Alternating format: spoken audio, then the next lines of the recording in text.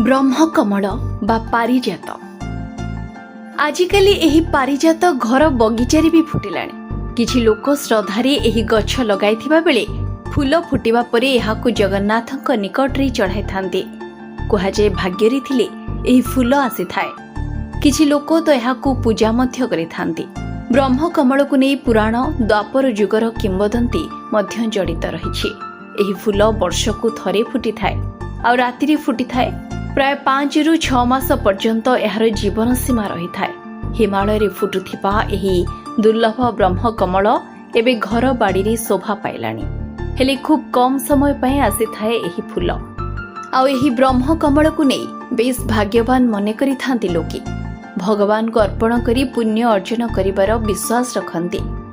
ए फूलर रहिछि अनेक महात्म्य। अति दुर्लभ आउ दुर्मूल्य। एक निर्दिष्ट ऋतुरे फुटी थाए एही फूल। महाप्रभुଙ୍କ अति प्रिय एही दुर्लभ फूल हिमालय शिखर मंडन करिथाए। एहाकु फूलर सम्राट बोली मध्य कुहाଯାଏ।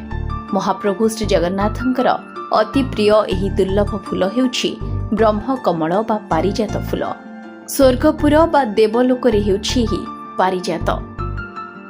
Bureau report RCN Odia.